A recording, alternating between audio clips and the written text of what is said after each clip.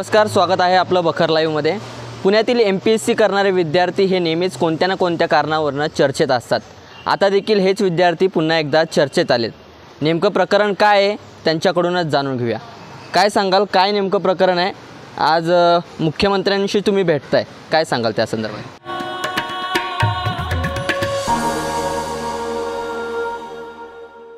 Sir, गेल्या 6 महिन्यापासून आम्ही ह्या गोष्टीचा पाठपुरावा करतो आहे की कृषीच्या 258 जागा ज्या ॲड होणार होत्या त्या ॲड नाही झाल्या आणि 25 ऑगस्टला आपली एक्झाम आहे आणि 11 जुलैला विधिमंडळात माननीय अभिमन्यू पवार सरांनी हा प्रश्न देखील उपस्थित केला होता लक्षवेधीच्या वेळेस।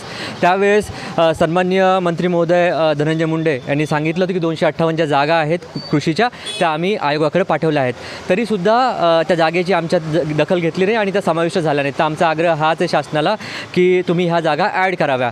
आणि दुसरी गोष्ट अशी की भरपूर वेळा असं होतं की IBPSची आणि लोकसेवा आयोगाची ती तारीख डिक्लेअर झालेली ती एकच होते। जसं 18 ऑगस्टला आपली समाज कल्याणची तारीख होती, त्यामध्ये IBPSची एक्झाम आणि समाज कल्याणची एक्झाम होती, दोन्ही ओव्हरलॅप झाला। त्यामुळे असं झालं आहे की 60% जास्त विद्यार्थी त्या दोन्ही परीक्षेला बसू शकत नाही आहे। म्हणजे कोणी इकडे गेलं आहे, कोणी तिकडे गेलं आहे आणि 25 ऑगस्टला देखील IBPSची जी एक्झाम आहे ती आहे आणि आपली MPSCची पण आहे।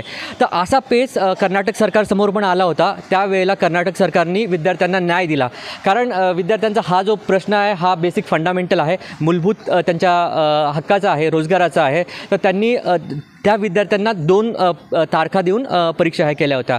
तर शासनाला अशीच आज देखील प्रेस कॉन्फरन्समध्ये आम्ही अशीच विनंती केली आहे की ज्या 258 जागा आहेत त्या ॲड कराव्या। त्याचसोबत कंबाईनच्या जवळपास 1000 जागा आणि MPSCच्या राज्यसेवेच्या याच्याखाली दायऱ्यात येणाऱ्या ज्या जागा आहेत त्या भरपूर साऱ्या आहेत, तर त्यासुद्धा येणाऱ्या काळात ॲड कराव्या।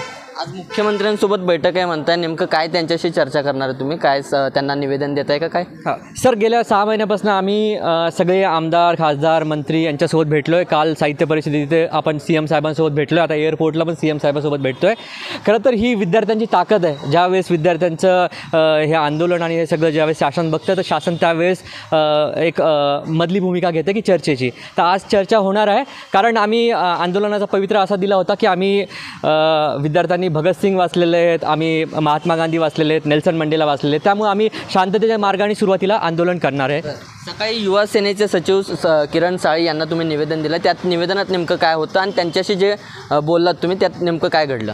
आम्ही विद्यार्थ्यांनी हे म्हणजे आंदोलन वगैरे हा काही विषय नव्हता। विद्यार्थ्यामार्फत आम्ही पत्रकार भवनी ते काही विद्यार्थी आम्ही आलतो आणि त्याच्यातून आम्हाला सरकारपर्यंत पोहोचण्यासाठी एकच तुमचं आता म्हणजे एक मीडियाच करू शकते सरकारपर्यंत पोहोचण्यासाठी, कारण आम्ही प्रत्येक राजकीय ह्याच्यामध्ये आमदार खासदार म्हणा प्रत्येकाला निवेदन देऊन झाले। तर आता मीडियाद्वारे आम्हाला शासनाचे हे करायचं होतं, म्हणजे शासनाचे एक प्रकारे आम्हाला आमचा जो प्रस्ताव आहे तो शासनापर्यंत पोचवायचा होता। आणि एक प्रकारे आमची एवढीच इच्छा आहे की ज्या कृषीच्या जागा आहेत त्या 258 जागा ह्याच्यामध्ये 25 तारखेच्या याच्यामध्ये ॲड व्हाव्यात आणि जे बाकीच्या याच्याच बरोबर आहेत ते कमीत कमी 1000 तर जागा याच्यामध्ये आल्या पाहिजेत। विद्यार्थ्यांच्या आजपर्यंतच्या ज्या मागण्या आहेत ते सरकारने वेळोवेळी पूर्ण केलेत। आमची एवढीच मागणी आहे की होणाऱ्या 25 तारखेच्या एक्झाममध्ये 258 जागा ॲड व्हाव्यात आणि राज्यसेवेबरोबरच कंबाईन म्हणा, क्लास 3 म्हणा याच्या जागा कमीत कमी 1000 तर जागा काढा आणि याचबरोबर ज्याच्या 2021-22-23ची जे नियुक्ती राहिलेली आहे त्यांना लवकरात लवकर नियुक्ती मिळावी। पुढील भूमिका कशी असणार आहे आपली? मुख्यमंत्र्यांशी चर्चा करताय, मात्र पुढे जर अशीच परिस्थिती उद्भवली आहे त्या 25 तारखेला जो आपल्या परीक्षा होणार आहे त्याच्या अशी परिस्थिती उद्भवली तर पुढील भूमिका काय असणार? आज माननीय CM साहेबांनी अपॉइंटमेंट दिलेली आहे। आम्ही थोड्याच वेळात 7च्या दरम्यान जाणार आहोत तिथे।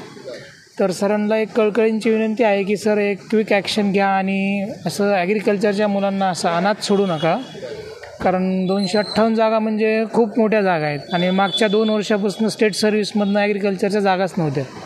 त्यामुळे ॲग्रिकल्चरच्या मुलांना वाव द्यावा आणि ह्या जागा ॲड करण्यात याव्या, एवढीच विनंती। नक्कीच आपण जर पाहिलं तर विद्यार्थ्यांच्या या मागण्या आहेत आणि मुख्यमंत्र्यांनी त्यांच्या मागण्या मान्य कराव्यात अशा अपेक्षा या विद्यार्थ्यांकडून केली जाते।